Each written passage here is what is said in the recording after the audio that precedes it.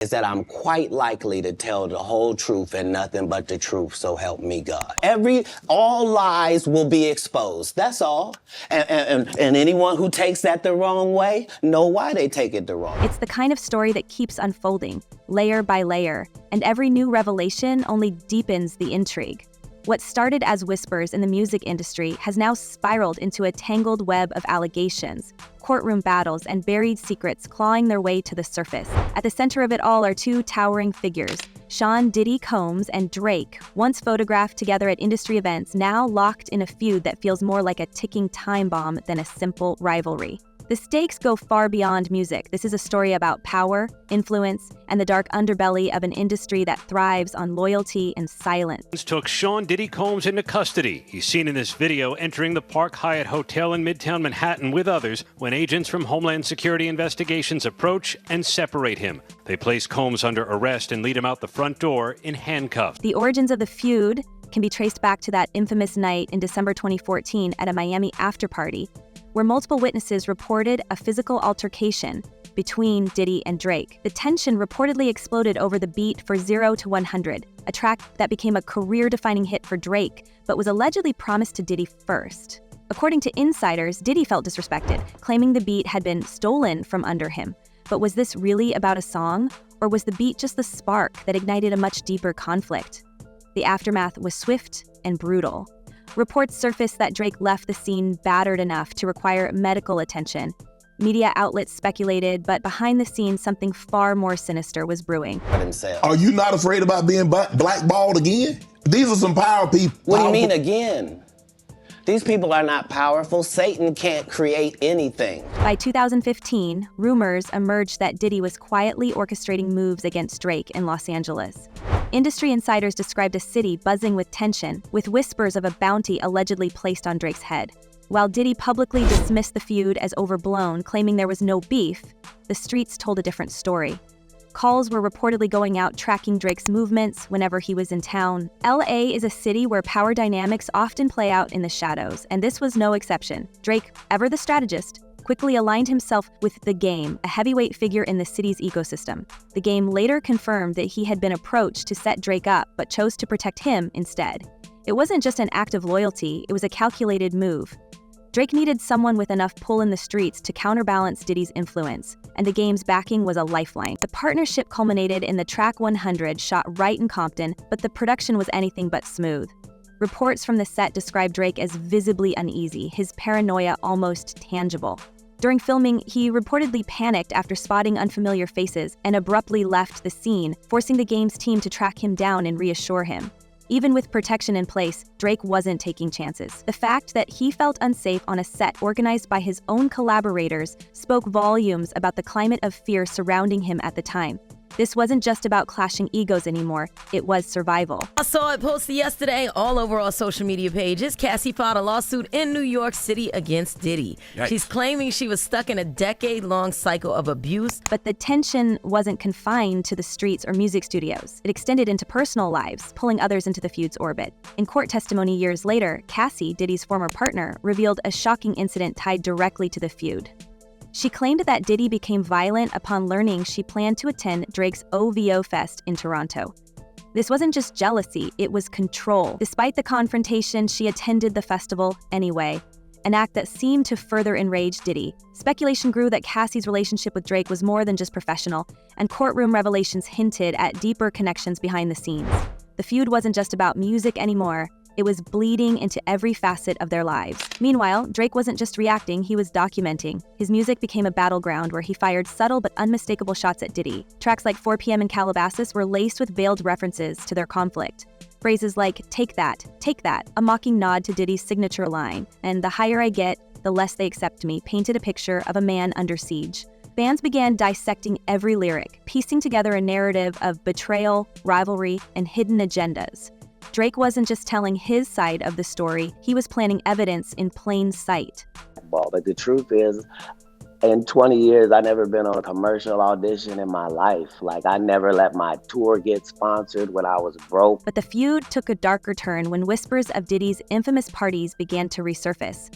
Comedian Katt Williams had long hinted at the existence of tapes that could expose some of the industry's biggest names, including Drake. According to Williams, the tapes allegedly featured high-profile figures in compromising situations, and Drake's name was among the many whispered to be tied to the footage. While the tapes remain sealed under federal investigation, the mere suggestion of their existence has added an explosive new dimension to the story. If Drake's voice is on those tapes, whether as a participant or an unwitting bystander, it could redefine the narrative entirely. Was he caught up in something beyond his control? Or was he complicit in ways no one has dared to speculate until now? If there's brilliance in that, then I'm appreciative to that, and I'm trying to be a brilliant person, not a brilliant comedian. As the legal noose tightens around Diddy, with federal charges mounting and lawsuits piling up, cracks in his empire are beginning to show. Former associates and collaborators are distancing themselves, while new revelations emerge almost daily. Drake, for his part, has made subtle moves to distance himself from the chaos. A cryptic Instagram story referencing The Big Short seemed to suggest he never fully aligned himself with Diddy's world. Fans interpreted it as a quiet declaration: I was there, but I wasn't part of it. Yet the connections between the two men are undeniable, woven into the fabric of their shared history. From collaborations that never materialized to private feuds spilling into public view, their relationship has been a minefield of power plays and mistrust. And now, with Diddy facing some of the most serious allegations of his career, the spotlight is turning to everyone in his orbit. How much did they know? How deep does the influence run? And perhaps most critically, who will be the next to fall as the walls close in? Incredible. And, it brings into context our whole system of innocent till proven guilty. Why is he not being given bond? And, we could debate that all day long. Of all people that's unlikely to flee or get away, well, he's got the resources to flee, but he's so recognizable. And isn't he innocent till proven guilty? Well, yeah, but, we have to recognize there are degrees of innocent till proven guilty. This isn't just a story about two artists clashing over creative differences. It's a glimpse into the machinery of an industry built on secrecy, where alliances are fragile and the stakes are life-altering. Every new detail feels like a piece of a larger puzzle, one that reveals not just the cracks in Diddy's empire, but the undercurrents of an entire culture. And as the narrative continues to unravel, one thing is clear: the feud between Diddy and Drake is far from over. If anything, it's only just beginning to reveal its true depth. And just when you think the storm couldn't possibly get any darker, the narrative plunges even deeper into the shadows. Diddy's empire, once untouchable, is now riddled with cracks, and the fallout isn't just collateral damage, it's deliberate, targeted, and escalating. The whispers about his infamous parties, the ones that industry insiders have pretended to ignore for years, are finally being dragged into the light. For the first time, the full extent of these gatherings is being outlined in court filings and testimony, painting a picture of environments that were anything but glamorous. These weren't parties. They were power plays, deliberately designed to entangle, compromise, and control. And now, the people who were there, the ones who saw it all, are starting to talk. With all the money he has and all the resources he has, they couldn't craft some solution that lets him be under some form of house arrest.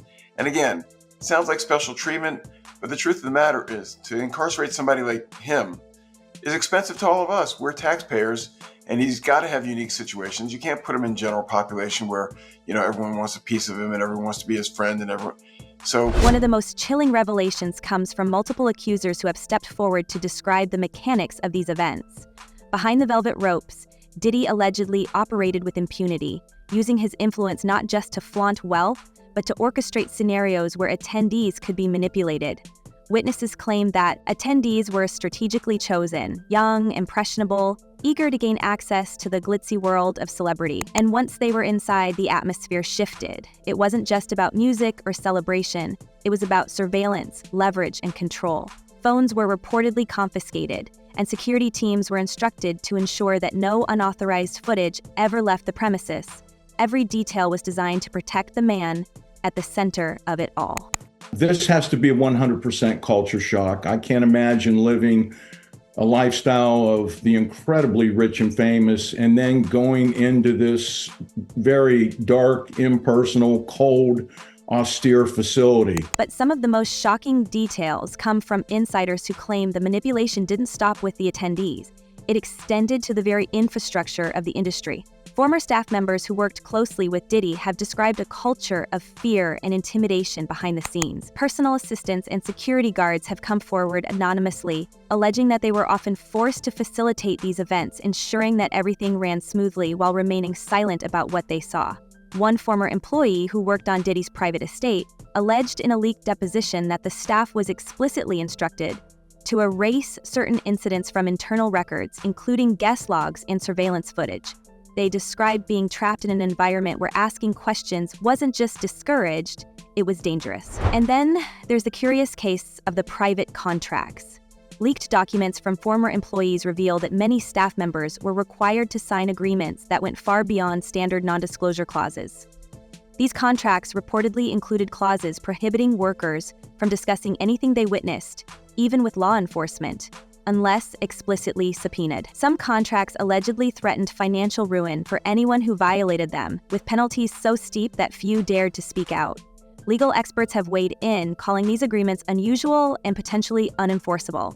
But the psychological effect was clear.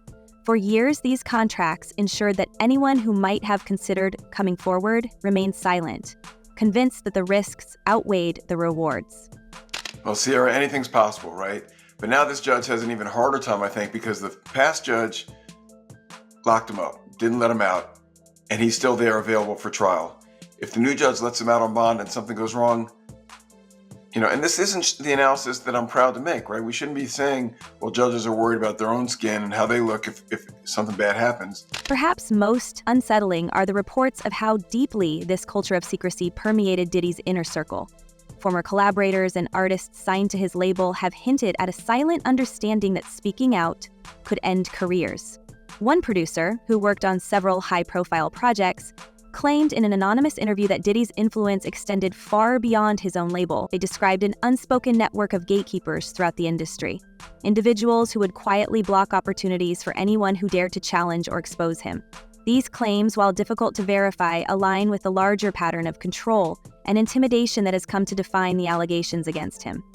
It's not just about what happened at those parties. It's about the system that allowed it to continue unchecked. Why doesn't the government want him to turn himself in? Because then they can't ask for detention. So they go and they arrest him. They arrest the guy who came to New York to turn himself in. But it wasn't just about keeping secrets, it was about creating them. The most damning accusations describe how powerful figures in the industry were allegedly lured into compromising situations. These weren't just parties, they were traps. Some former attendees claim that they were filmed without their knowledge, ensuring that Diddy had leverage on everyone who stepped through the door. And it wasn't just limited to rival artists or executives. Allegations suggest that even those closest to him weren't immune. Former employees have testified to seeing hard drives and folders filled with footage, meticulously cataloged. The implications are staggering. Was this why so many people stayed silent for so long? Were they afraid of what might surface if they spoke out? And then there's Drake, the man who seems to have walked a tightrope through this entire saga. While he's publicly distanced himself from Diddy's world, the rumors surrounding his involvement refuse to fade. Some insiders suggest that Drake's attendance at certain events wasn't entirely by choice. There are claims that he was invited or perhaps summoned to certain gatherings as a way to keep him in line, to remind him of who still held the power. While there's no concrete evidence tying Drake directly to any compromising situations, the whispers alone are enough to raise eyebrows. Was he a pawn in someone else's game? Or was he playing his own? Every jail is bad, and some jails are worse than others. And the problem, again, is if you move him, why is he getting special treatment? And maybe he's earned special treatment. Maybe what he's done, maybe he's given so much back to his fans and to the world and to charity that maybe there's a way that it plays out in the end. But again, to go into court and say this jail is bad, move him to another jail, is not your first argument. That's sort of the... As the walls around Diddy's empire continue to crumble, the lawsuits have started to pile up, each one more explosive than the last. Former associates and collaborators are coming forward with stories that paint a damning picture of a man who believed he was untouchable. One lawsuit, filed by a former employee, alleges that Diddy once orchestrated a confrontation with a rival executive that ended in threats and intimidation. Another accuser described being coerced into signing a non-disclosure agreement after witnessing what they called unthinkable behavior. These aren't isolated incidents. They're part of a pattern, one that's becoming increasingly difficult to ignore. They can't move in the general population. And would he be at risk? Sure, he'd be at risk. There's so many people that have nothing to lose, right? They're going to be in jail the rest of their life. They've got nothing to... They want their 15 minutes of fame. they were friends with Diddy, or they hurt Diddy, or they Diddy, or they did. I mean, there's so many, people in jail that this would be their moment. You can't put them there. Plus, and then there's the matter of the tapes. While the public has yet to see them, the mere mention of their existence has sent shockwaves through the industry. Some claim that the tapes are the ultimate insurance policy, containing footage that, if released, would devastate careers and reputations. Others believe they're a myth, a smokescreen designed to keep people guessing. But one thing is certain: the fear they inspire is very real. Industry insiders have described a culture of paranoia where no one knows for sure who might be holding what, and as the legal battles intensify, the question on everyone's mind is simple: will the tapes ever see the light of day? Meanwhile, the revelations about Cassie have added a deeply personal layer to an already volatile situation. Her testimony, which includes allegations of manipulation and control, has painted a portrait of a man willing to go to any lengths to maintain his dominance. And while her courage in coming forward has been widely praised, it's also sparked a wave of questions about how many others might still be too afraid to speak out. If Cassie, with her platform and resources, endured this for so long, what does that say about the countless others who lack the means to fight back? Special housing unit is a 24-hour lockdown unit, which means that any movement within that unit is controlled and coordinated, and no inmate moves outside of his cell without being in full restraints, to include leg irons, handcuffs, a belly chain, and at least 2, if not 3 staff members escorting them. But perhaps the most unsettling aspect of all is how this scandal has exposed the inner workings of an industry that thrives on loyalty and silence. For years, Diddy was seen as a kingmaker, a man who could make or break careers with a single phone call. His influence was so pervasive that even those who might have questioned his actions chose to look the other way. And now, as the allegations mount, the question becomes, how deep does this go? Are we looking at the actions of one man, or is this part of a larger culture that has been allowed to thrive unchecked? The fallout is far from over. As more accusers come forward and the legal battles play out, the ripple effects are being felt across the industry. Collaborators are distancing themselves, brands are reevaluating partnerships, and the public is left to grapple with the reality that the man once celebrated as a pioneer might have been hiding a much darker side all along. And with every new revelation, the stakes get higher. What happens if the tapes are released? What other secrets might they reveal? And perhaps most importantly, who else might be implicated in the process? The story is still unfolding, and it's clear that this is only the beginning. The feud between Diddy and Drake might have started over a beat, but it has since spiraled into something far bigger: a battle for control, for influence, and for the truth. As the dust continues to settle, one thing is certain: the music industry will never look the same again. Let us know what you think in the comments below. Who do you believe, and how far do you think this goes? Don't forget to subscribe for more deep dives, and we'll see you in the next one.